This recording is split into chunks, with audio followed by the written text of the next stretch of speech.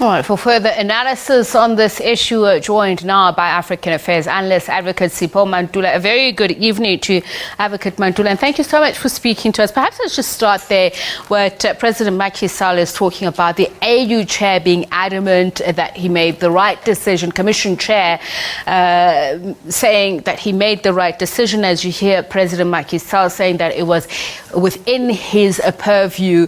But I'm curious, if that is the case, then why not only postpone the discussion for a whole year until the next summit of the AU, but also appoint a 6-member committee to talk about it? Evening, my sister, and Jumbo Africa to the viewers. I think the point that you are raising, it is correct that the decision that was taken by the Chief Executive Officer of the AU, Moussa Faki, was informed by the legal committee or the legal advisory of the AU. And if you look at the same question that comes from the political or the heads of assembly, one can look at the period that when this decision was made, it was in July, that was the last session. But one would have pushed them that the political climate of the crisis in the Middle East, if one has to look into it, it has been the same question of Morocco denying Western Sahara to be part of the AU. Similarly, you'll find that the African countries were worried about this issue of Israel being allowed to have an observer status in the AU, meaning it will have more persuasive effect on other Arab countries.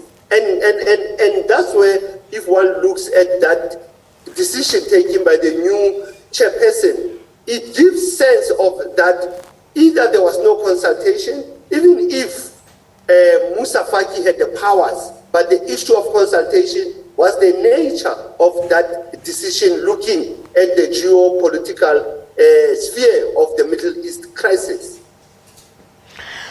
So South Africa's own Minister of International Relations and Corporate Affairs, Dr. Pando, describing it as you say. She says it was unjust, unwarranted decision and unilaterally taken without consultation. There are those who are of the view that Israel joins some 90 others who enjoy the status, who are themselves not shining examples of democracy. What is your point of view of this? No, correctly. And even the same argument that says you have African member states who have their embassies within Tel Aviv, but you find that even Tel Aviv has embassies in those African countries. I think the matter is that the African Union is trying not to be embroiled in the geopolitical challenges that are in the Middle East, more so that Africa has its own challenges, so that are so heavy that we are not able to handle even the military coups that are in West Africa. We are not able to handle the poverties and the crisis that we are facing of conflict, and as well as the climate change. But the issue that comes when you look at the recognition of Israel, it is because of the long-standing conflict that we have known that the OAU Liberation Committee as well supported the Palestinian Liberation Organization. So this has been the new move with the AU, and looking at Faki coming from Chad, you'll never know the relation between Israel and Chad, how it is so strong. But if you look at this decision taken to say that South Africa and West Africa and some other countries must lead in the review of the decision, I think it is a good move, but we have more issues that the African Union should handle more than the observer status. Like I said earlier, it was the same halabaloo when Western Sahara was part of the AU. It was the same question when Haiti joined the AU as an observer member during that time. So one can look at that. It is only the political temperatures that are rising high. But what is critical is for the new chairperson who must focus on the theme of AU, which will include the mandate even of silencing the guns, not only in Africa and in the world, because the conflict of Middle East, it needs to be mediated at some point. So just looking at the issue as it stands at the moment, we understand some 25 countries support South Africa and Algeria's move to walk back on the decision in total. But seeing that the AU is an entity that prefers to rule by consensus, should the decision be turned around? Would it be on the basis of a technicality that the AU chair did not put this to consultation? In other words, there would be an acceptance that Israel should achieve this. But there's the umbrage of, as you mentioned, what countries who are opposed to it say, the horrors seen exacted on the Palestinian people. So how would the decision be made by the 6-member committee?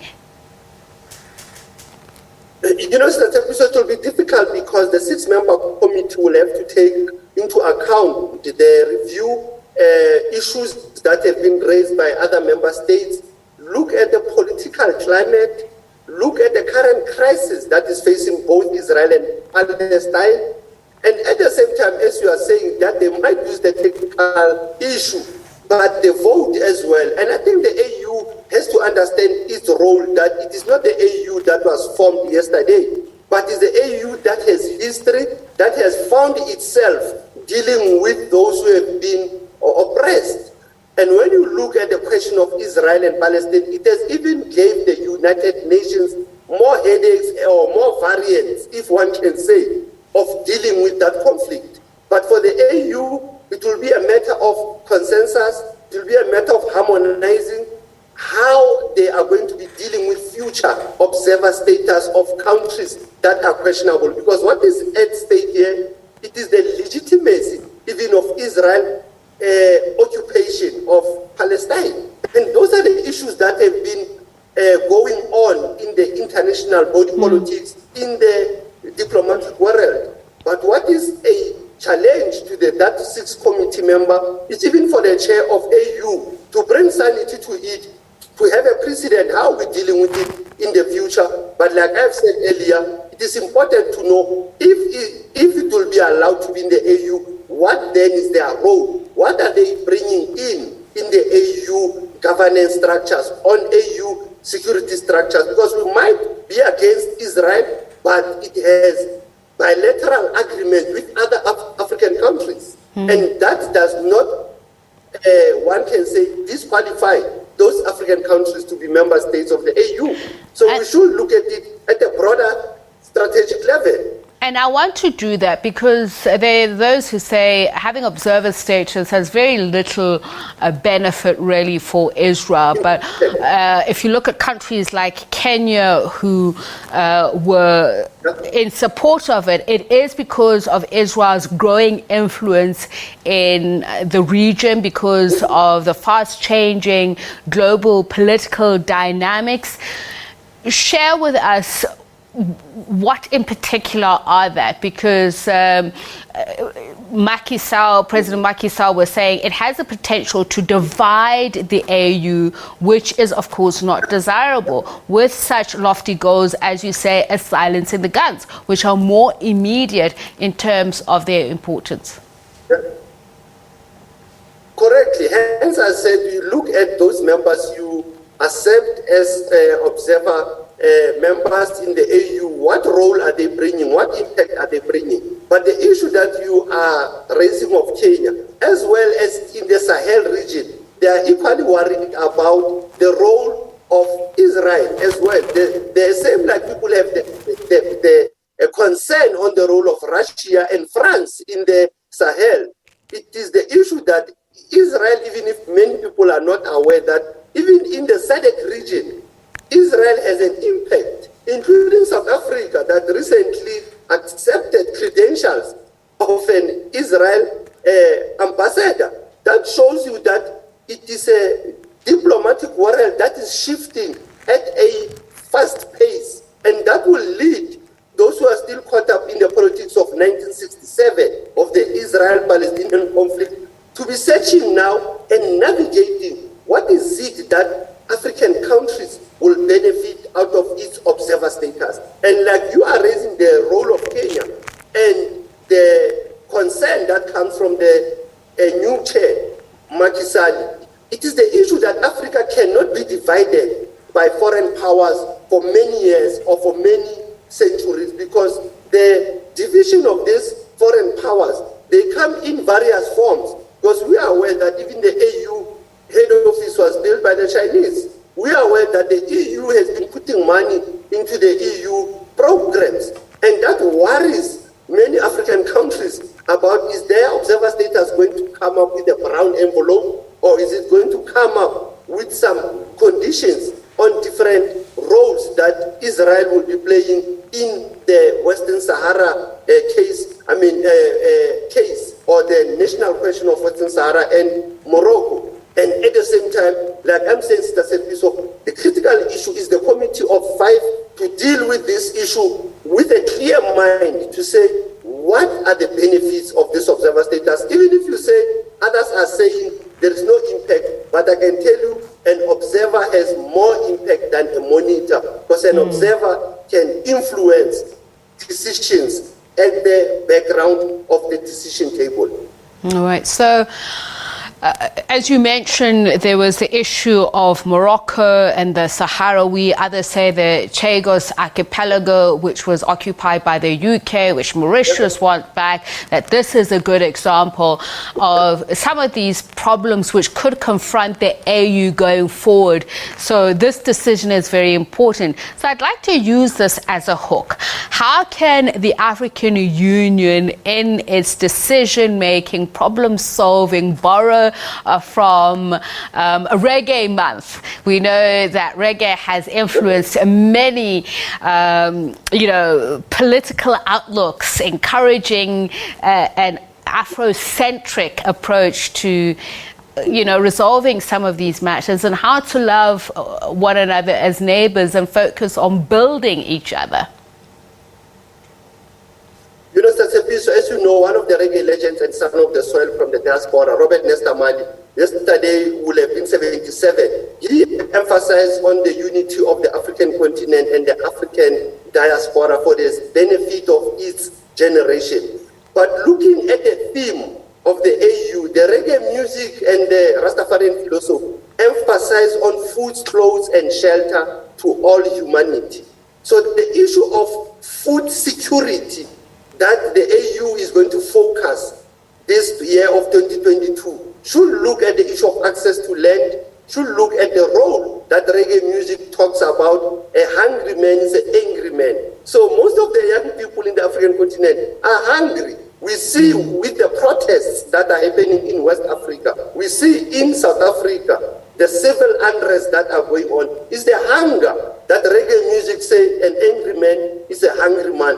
So we need to share with the poor, share a little that we have. So hence you find that even in Ethiopia, they have even given Robert Nesta Marley a square. There is a mural of Robert Nesta Marley in the capital city of Addis Ababa, and the image of the founding father of OAU, Haile Selassie. So I think if they can reflect and rewind on the role of music. Remember the year of Arts, Culture and Heritage in the AU last year? They never even looked at, can the role of reggae music be critical on conflict resolution? Can the role of African music be critical on conflict management and poverty alleviation? So I look at this issue of Reggae Month and the role of people like your Robert Nesta Marley, Peter Tosh, Lucky Dube, and many more, and some heroes and heroines that have always reminded our leaders. Advocate Mantula, we have run out of time, but I need to ask this question. Skanking, for instance, it was very instrumental in spreading these philosophies amongst young children.